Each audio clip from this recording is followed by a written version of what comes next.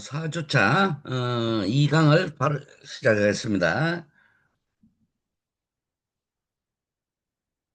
먼저 이어서 사람은 사회 안에서 사회적 상호작용으로 살아가고 사회는 연대의식과 상호작용이 없을 경우 사회로서의 기능을 잃을 것이다. 하지만 사회를 구성하는 다양한 사람들의 복잡한 욕구와 필요에 따른 갈등은 불가피하다. 사회복지는 이런 사회 내의 갈등과 충돌을 극복하고 사회적 연대의식과 통합을 이루기 위한 기능이라고 할 수 있다. 그래서 이번 시간에는 사회복지 윤리학의 필요성. 어, 그래서 이거는 선택 과목이에요. 뭐 재미도 없고 이럴 거예요. 예. 그래서 선택 과목이기 때문에 일단 이수를 해야지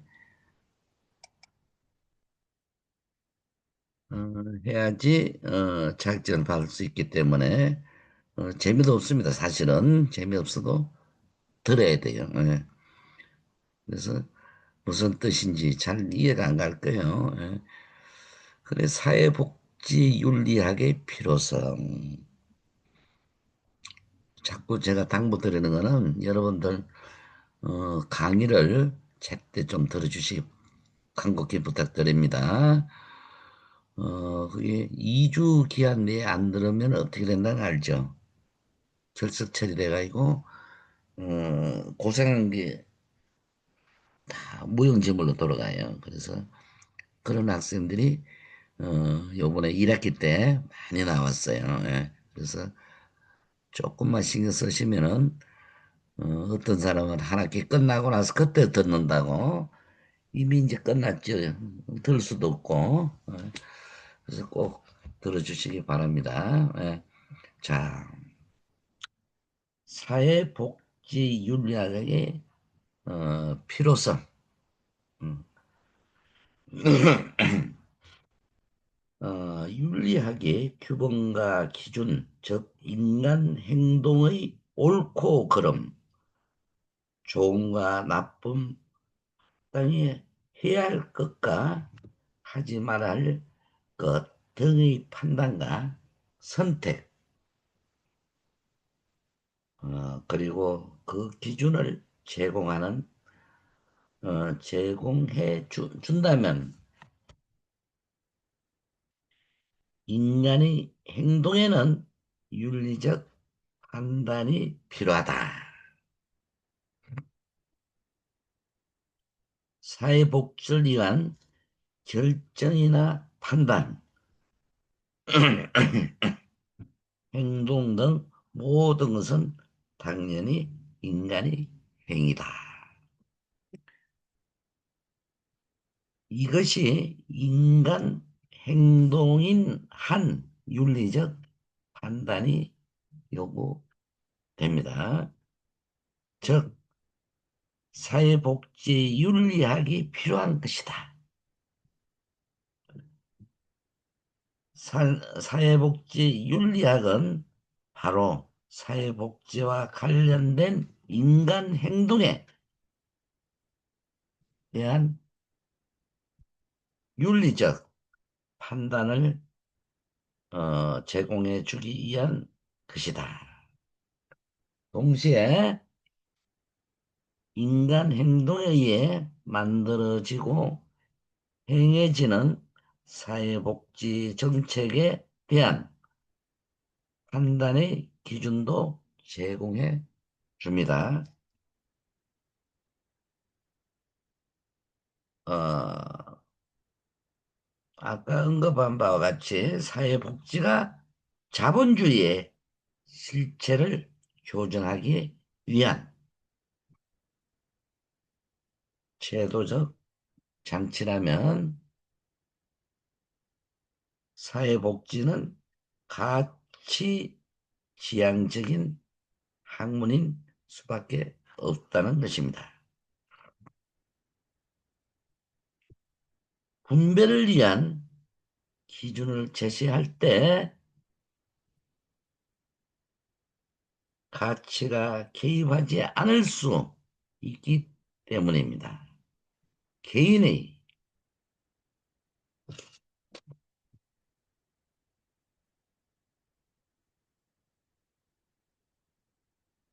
능력이나 노력 또는 우연적 운이나 타고난 재능 등에 의해 일차적으로 분배된 자원의 공정성을 판단하는 열쇠가 정의이다.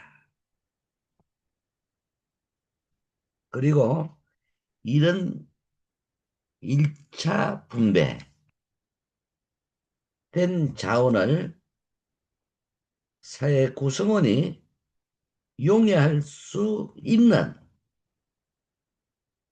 정도에 맞춰 재분배한다고 할 때 그 재분배 행위에 요구되는 것이 정의입니다. 사실 사회복지에 대한 정당은 일반적으로 두 가지 방법으로 이루어져 왔습니다. 하나는 복지를 하나의 권리로 마산이 많은 시민권으로 편입시키는 것이고 다른 하나는 정의와 연결시켜 정당화하는 것입니다.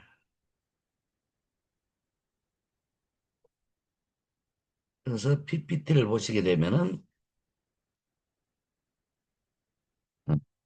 자, 내용을 봐. 사회복지 윤리학의 필요성이 어떤 것인가? 아까 말한 바와 같이 사회복지를 위한 PPT에 나와서 있습니다. 결정이나 판단, 행동 등 모든 것은 당연히 인간의 행위입니다. 이것이 인간 행동인 인한 윤리적 판단이 요구된다. 이렇게 간단히 적어놨죠.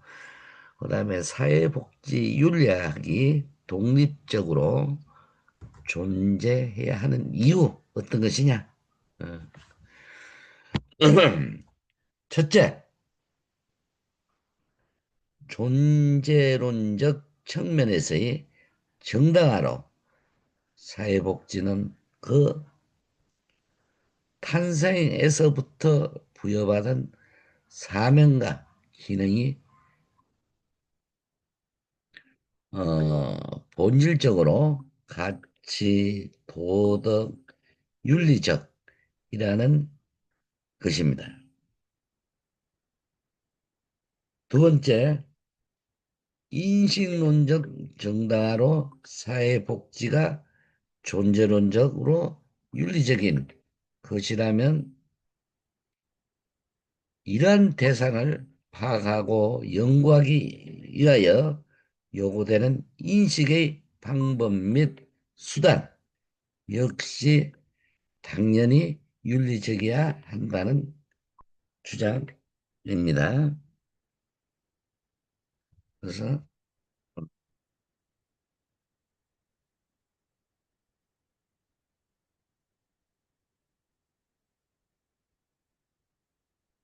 사실 사회복지란 정당화는 일반적으로 두 가지 방법으로 조금 전까지 이야기한 이루어져 왔다. 하나는 복지를 하나의 권리로 마살이 많은 시민권을 편입시키려는 것이고 다른 하나는 정의와 연결시켜 정당화하는 것이다. 사회복지로 이루어지는 재분배가 정의와 결부되어 정당화된다면 사회복지에서 이에 대한 윤리학적 접근, 곧 사회복지 윤리학이 필요한 것은 너무도 당연하다는 것입니다.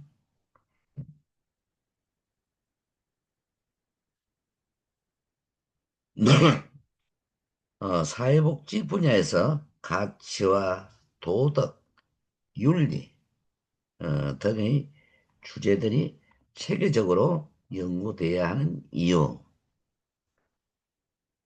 사회복지 윤리학이 독립적으로 존재하는 이유를 네 가지 방향에서 정당화하고 있습니다.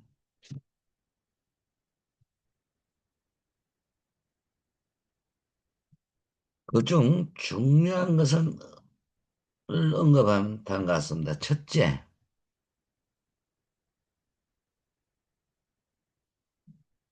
존재론의 측면에서 이 정당화로 사회복지는 그 탄생에서부터 부여받은 사명과 기능이 본질적으로 가치, 도덕, 윤리적이라는 것이다.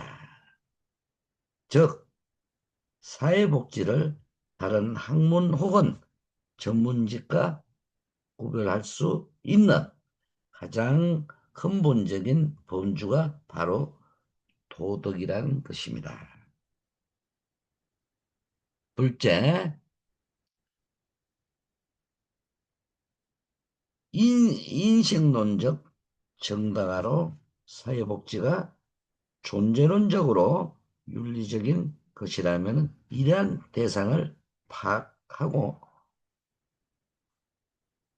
연구하기 위하여 요구되는 인식 및 방법, 수단 역시 당연히 윤리적이어야 한다는 주장이다.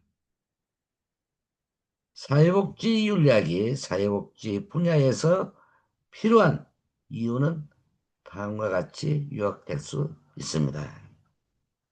인간 행동이 윤리에 의해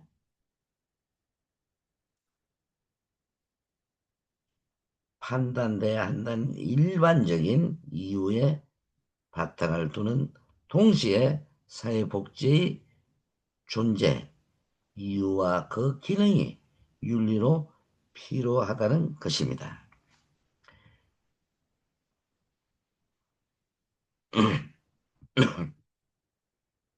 이러한 복지를 연구하기 위해서는 역시 윤리적인 연구 방법이 필요하다는 것이죠.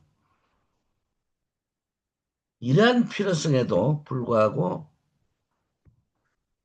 사회복지 윤리학의 역사는 일천하다. 가장 앞선 미국의 경우도 사회복지 철학과 윤리에 대한 학문적인 관심이 고조된 것입니다. 1970년대 중반의 일이고 한국의 경우도 시작도 하지 않았다고 해도 과언은 아닐 정도입니다. 그래서 한번 살펴보겠습니다. PPT나 첫째, 사회복지는 개인의 경제 활동에 의해 일차적으로 분배된 자원의 공정한 재분배에 관여한다. 사회복지가 두 번째입니다. 정의의 바탕으로 둔 공정한 분배를 추구하려면 일차적으로 공정한 절차와 과정 그리고 원칙을 중요시하는 의무론적 의무론적 윤리론의 철학적 바탕을 둬야 한다. 세 번째, 사회복지가 정의로운 분배에 일차적인 중요성을 두고 있으나 사회복지도 사회제도의 하나인 만큼 사회 전체 자원의 정당화 효율적인 분배를 소홀히 할 수밖에 없다. 네 번째, 사회복지가 인간 개인과 사회 공동체인 향상에 기여할 수 있어야 한다.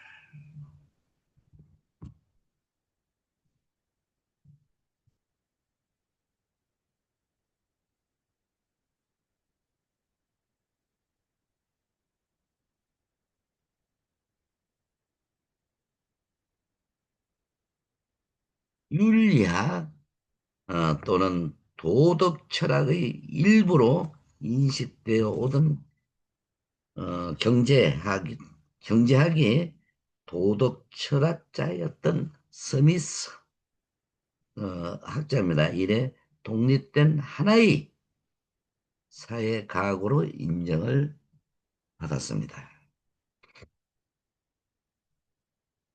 200년이 넘는 경제학의 역사에서 전통 경제학은 언제나 효율성을 궁극적인 가치로 여겨왔다는 것입니다. 경제에 있어 윤리적인 면을 연구하는 규범 경제학은 여전히 비주류에 속하죠. 경제학이 이를 진대한 세계의 역사도 되지 않는 사회복지학에서 사회복지윤리학에 음, 대한 연구가 부족한 것은 당연한 듯 합니다.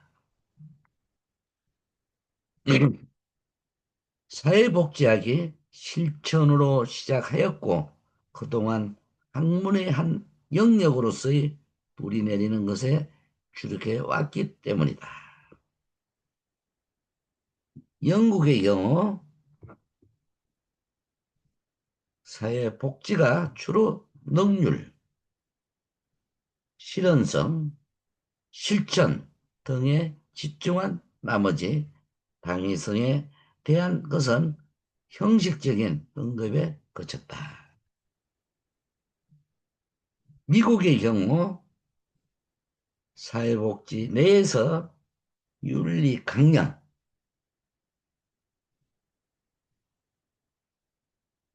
둘러싼 열띤 논쟁이 있었던 1920년대에 사회복지 윤리학에 대한 관심이 시작되었습니다. 하지만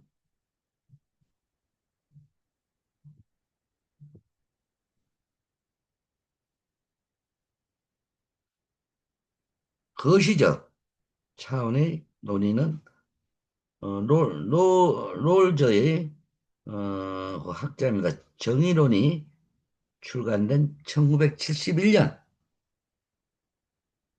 이후의 일입니다. 한국의 경우 사회복지학의 역사가 짧은 만큼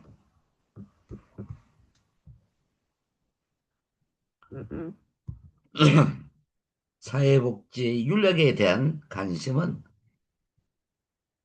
일천할 뿐 아니라 전공자가 따로 있지도 않습니다.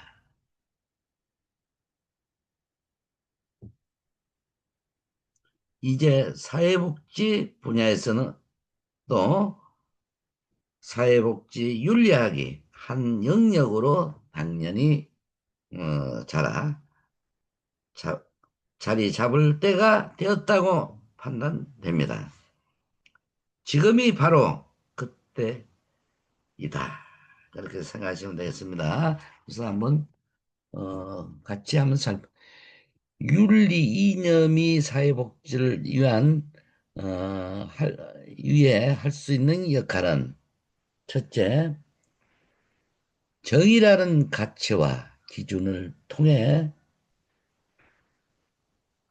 사회복지가 올바른 분배와 공정한 사회를 만드는 데 기여할 수 있다. 두 번째, 가정과 동기, 원칙의 강조는 목적을 절대화하는 결과주의에 따른 사회적 비용을 줄 수 있겠습니다.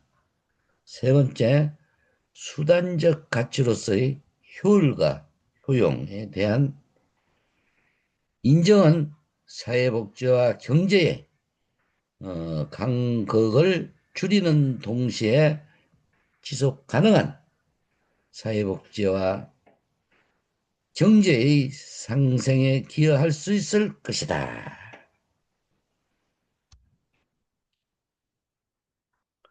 사회, 사회에서 보잘것없는 바람에 대한 배려와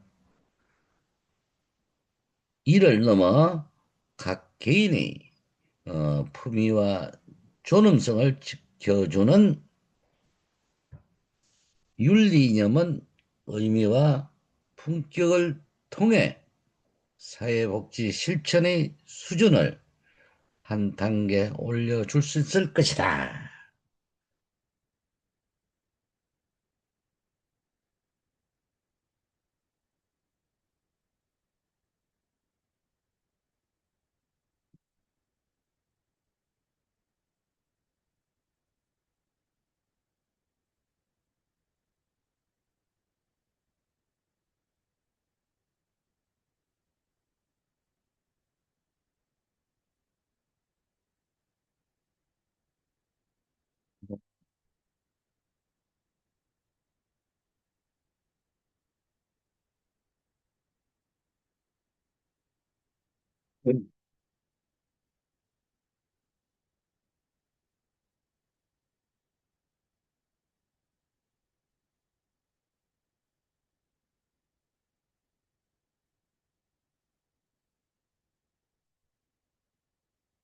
그래서 시간이 많이 남았기 때문에 다시 어,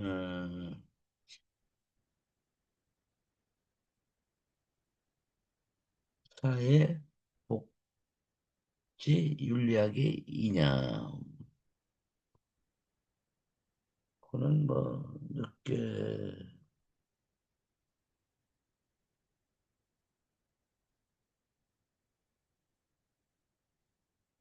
그래서 사회 복지 윤리학의 이념 위에서 언급한 윤리 이론과 사회 복지에 대한 설명을 토대로 사회 복지 윤리학에 유용한 윤리 이념을 도출해 보자. 첫째, 사회 복지는 개인의 경제 활동에 의해 일차적으로 분배된 자원의 공정한 재분배에 관여한다.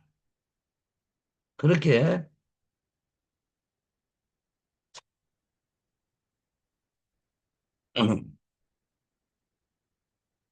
사회복지 윤리학의 어,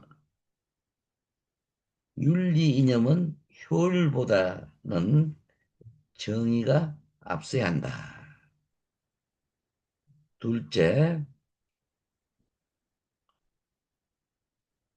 목적론적 윤리 이론은 가정이나 동기보다는 결과를 중요시함을 중시함을 살펴왔다. 사회복지가 정의의 바탕을 둔 공정한 분배를 추구하려면 일차적으로 공정한 절차와 과정, 그리고 원칙을 중요시하는 의무론적 윤리 이론의 철학적 바탕을 둬야 한다.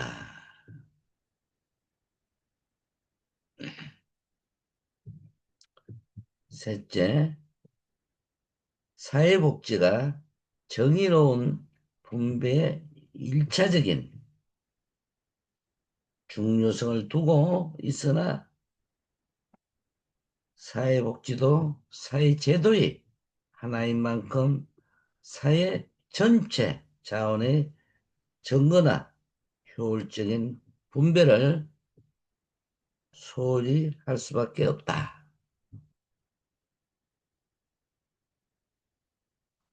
그렇기에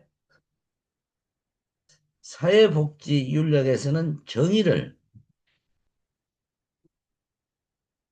보완하는 수단적 가치로서의 효율과 효용, 가치도 인정할 수 있어야 한다. 넷째, 사회복지가 인간 개인과 사회 공동체의 향상에 기여할 수 있어야 한다.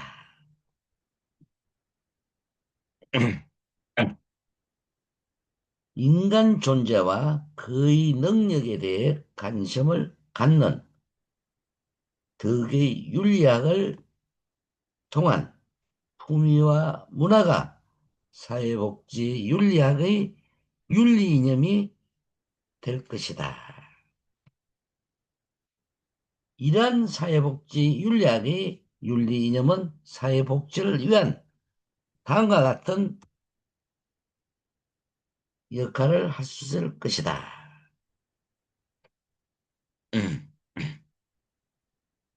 우선 정의라는 가치와 기준을 통해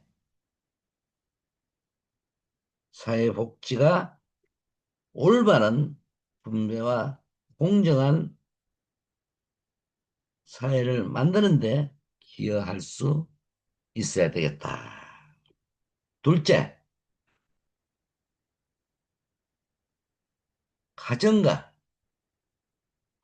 가정과 동기, 원칙의 강조는 목적을 절대화하는 결과주의에 따른 사회적 비용을 줄 수 있다. 윤리적 행동, 사회적 의무 등이 갖는 사회적 순기능을 강화할 수 있겠습니다. 셋째, 수단적 가치로서의 효율과 효용에 대한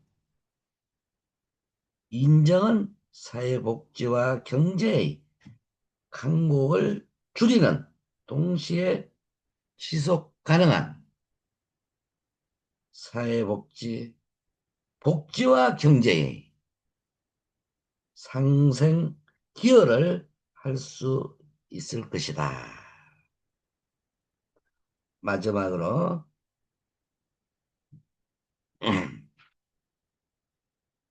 넷째, 사회에서 보잘것없는 사람에 대한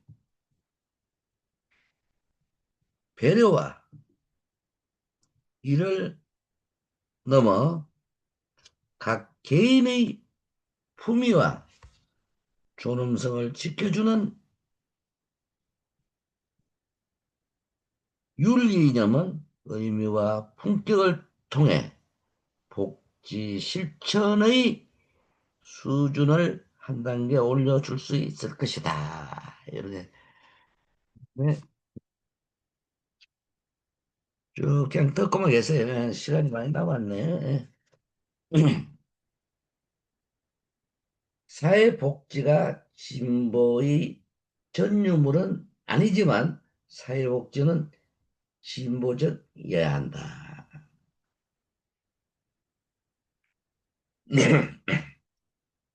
흐르는 구름이 해를 갈 수 없다.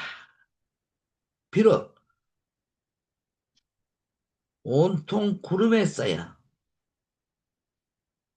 희뿌연 하늘이 계속되는 겨울, 들녘이라 해도 머리를 들면 구름 너머 창공에는 찬란한 태양이 들, 들녘의 모든 생명을 위해 존재하고 있음을 부정할 수 없다. 시간이 지나면 눈부신 태양의 진실은 드러나기 마련이다. 그 다음에 진보에 대해서 인류를 진전시켜 왔던 하나의 동력이건만 우리나라에선 어느덧 희화화된 존재가 되고 있다. 정령이 땅에선 한 번도 제대로 지배적 가치가 되어 본 적이 없었던 이것이 어느새 낡고 고루한 이름으로 퇴색하고 있는 것은 비극이다. 19세기 이후 서구 선진국들의 발전사를 보자면 인간이 전부적으로 지나고 있는 자유와 인권을 위해서는 현실을 지배하고 있는 질서, 제도에 강력히 저항한 것이 진보였고, 이로 인해 많은 충돌과 분란을 만들어 왔으나 결코 소모적이지는 않았다.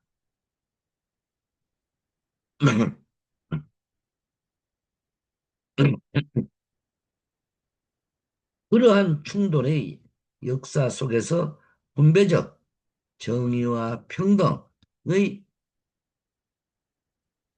진가가 드러나고 비로소 상류 계급에 집중되었던 부의 역사가 뒷바뀔 수 있었다.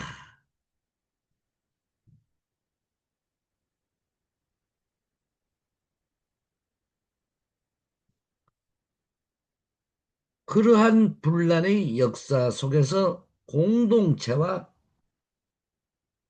연대 이름으로 인정과 질서의 이대 오르기를 앞세워 소수의 가치를 위하여 다수의 권리가 억압되어 왔던 질곡의 역사가 시정될 수 있었다. 그러나 우리나라에서는 진정한 보수가 없었던 것처럼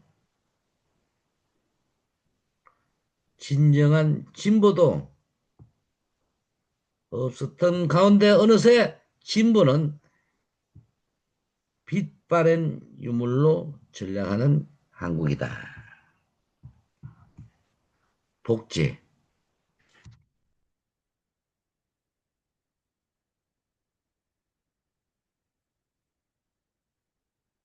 사회 구성원들 모두의 행복한 상태를 개개인의 노력이 아니라 사회적 차원에서 보장해 주려는 집단적이고 제도적인 노력의 산물. 그러나 이것 역시 우리나라에선 지극히 왜곡되거나 유치찬란한 개념으로 얼어붙은 지 너무 오래다. 동정과 시혜를 복지의 기본 가치로 이해하는 우매한 지식인 가난한 하위 계층에게 공짜 정심에 대한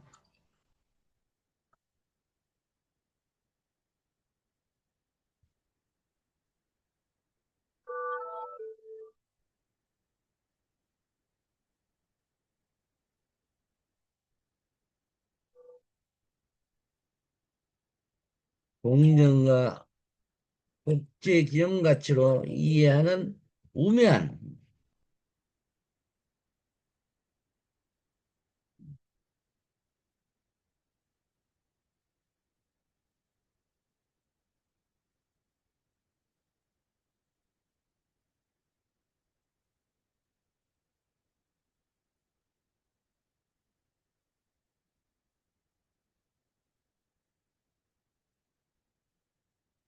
본성을 키워 사회의 암이 될 것이 지극히 우려스러워 최소한의 사회적 부를 쪼개주는 제도의 본질을 이해하는 천박한 정치인 복지가 성장을 저해하고 복지에 대한 지출은 비생산적이라는 19세기 인식 수준에 머문 대중 이들 모두 학습과 경험으로 극복돼야 할 대상이다. 개인의 노력으로 극복해낼 수 없는 사회와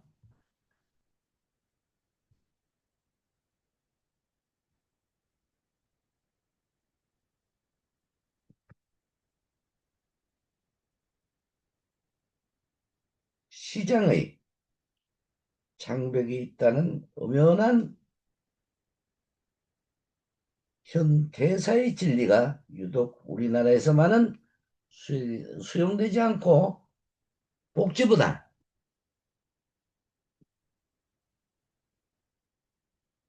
여전히 성장만 내세워지는 이 허망한 기류가 우리나라의 야만성을 지속시켜 준다.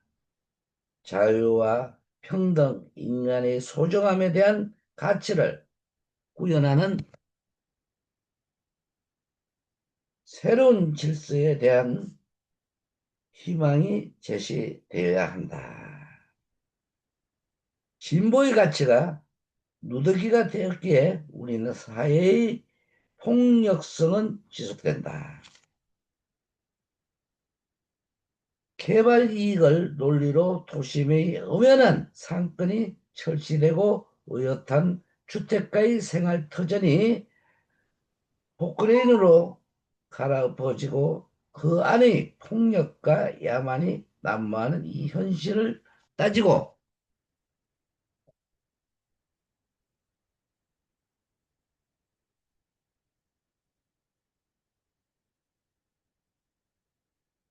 보면 우리 사회의 진보와 복지의 가치가 크기도 전에 시들어버린 하초가 되었기에 벌어질 수 있는 것이 일이다.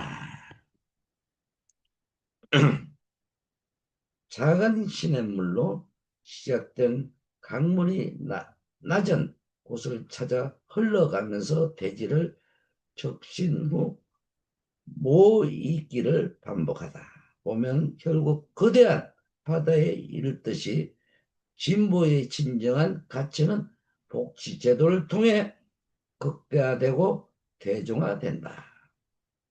복지가 보수의 가치 이래 난도질되고 왜소하게 뒤틀어지는 것에 비해 진정한 진보의 가치와 결합된 진정한 복지만이 우리 사회에 드리워진 반인간, 반생명, 반사의 변모를 거두는 길이다.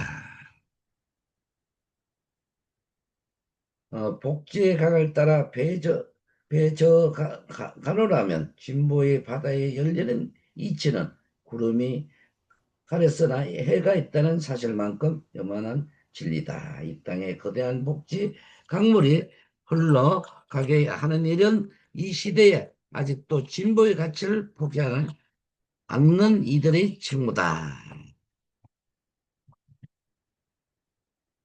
그래서 또 시간이 다 됐다고 또 통보를 왔네요. 예. 4주차 2강을 마치고 다음 주에 뵙겠습니다. 수고들 많이 하셨습니다.